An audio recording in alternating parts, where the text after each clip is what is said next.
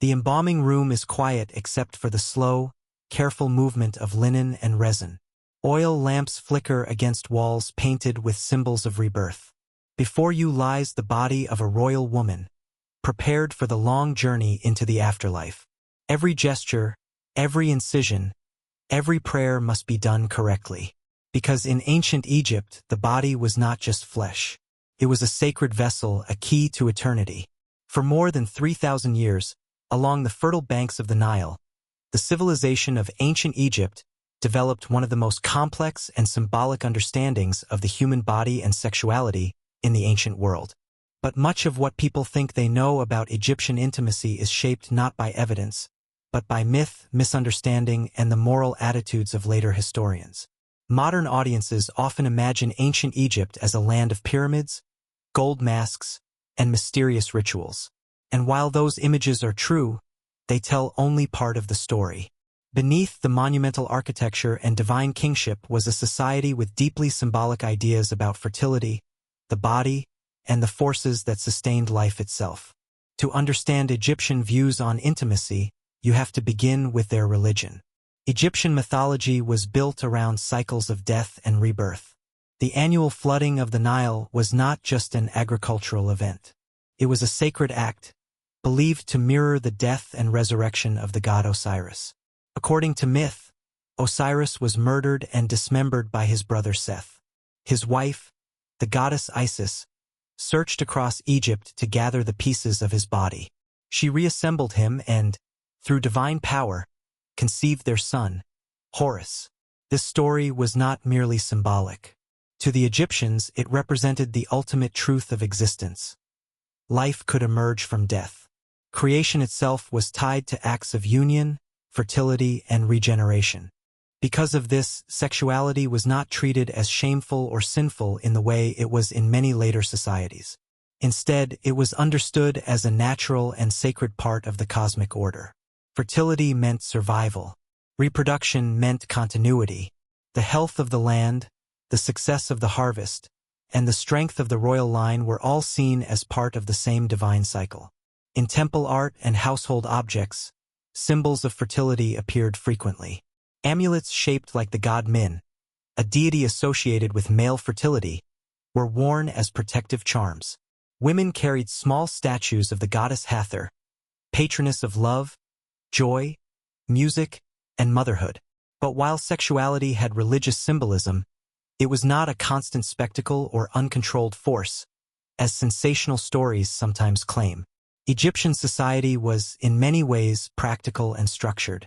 Marriage, for example, was primarily an economic and social arrangement rather than a religious ceremony. There were no elaborate temple weddings or priest-led rituals. Couples simply moved in together, signed agreements about property and inheritance, and began their lives as husband and wife. What makes ancient Egypt remarkable is how much legal protection women had compared to many other ancient cultures. Women could own property, inherit wealth, run businesses, and initiate divorce. Surviving legal papyri show women filing lawsuits, signing contracts, and managing estates. Some marriage contracts even included clauses about financial penalties if a husband was unfaithful or abandoned his wife. These documents reveal a society that, while still patriarchal, granted women a level of legal independence rare in the ancient world. Daily life in Egypt was filled with references to fertility and love, but not in the extreme or chaotic ways often imagined. Love poems from the New Kingdom, written around 3,000 years ago, describe romantic longing, beauty, and affection in ways that feel surprisingly modern. One poem reads, "My heart desires to go down to the river, to bathe before you.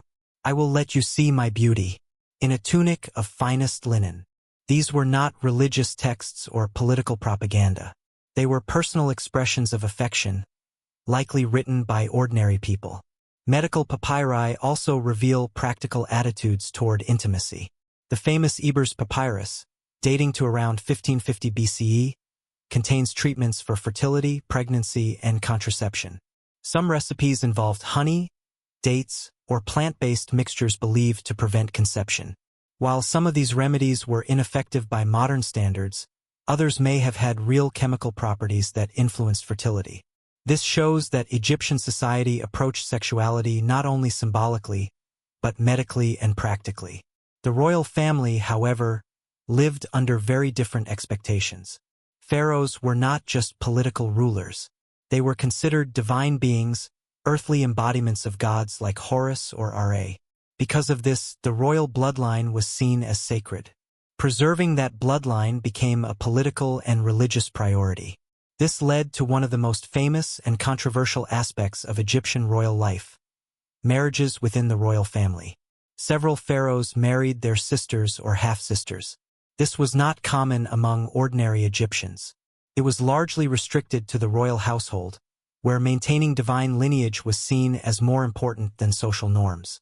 Tutankhamun, perhaps the most famous pharaoh, was likely the child of closely related parents. Modern DNA studies of his mummy suggest that his parents were siblings, possibly Akhenaten and one of his royal sisters. These royal practices were not driven by sensuality or excess, but by religious ideology and political necessity. The king's body represented the continuity of divine order. Any disruption to that bloodline was seen as a threat to the stability of the entire kingdom. Mummification itself reflects how Egyptians viewed the human body. To them, the body was not disposable. It was essential for the afterlife. Without it, the soul could not recognize itself or return to the world of the living. During the mummification process, embalmers removed internal organs, dried the body with natron salt, and wrapped it in linen. But they took great care to preserve the body's form. The goal was not to alter it, but to protect it. The heart, believed to be the center of intelligence and emotion, was usually left inside the body. In the afterlife, it would be weighed against the feather of Ma'at, the symbol of truth and balance. Contrary to some sensational claims, there is no credible evidence that systematic genital mutilation or ritual sexual violence was a normal part of Egyptian funerary practices. Most mummies show careful preservation, not deliberate removal of sexual organs. In fact, many mummies were wrapped in ways that emphasized completeness and wholeness, reflecting the belief that the body should be restored, not altered. So where did the darker myths about Egyptian sexuality come from? Part of the answer lies in the Victorian era. When European archaeologists began excavating Egypt in the 19th century, they carried with them strict moral codes. Victorian society was deeply uncomfortable with open discussions of sexuality. When these archaeologists encountered erotic art, fertility figurines, or medical texts discussing intimate matters, many were shocked. Some artifacts were hidden in storage. Others were described vaguely in academic reports. Entire sections of ancient texts were left untranslated for decades because scholars considered them too indecent for publication. As a result, the public image of ancient Egypt became heavily sanitized. Museums focused on kings, monuments, and religious symbolism, while ignoring the more human aspects of Egyptian life. In the 20th and 21st centuries, modern Egyptology began to correct this imbalance. Scholars started publishing complete translations of texts, studying love poetry, and examining artifacts once considered inappropriate. What emerged was not a civilization of chaos or cruelty, but a society that saw sexuality as a natural, symbolic, and deeply human part of existence. Egyptians celebrated fertility because it meant survival. They honored love because it sustained families.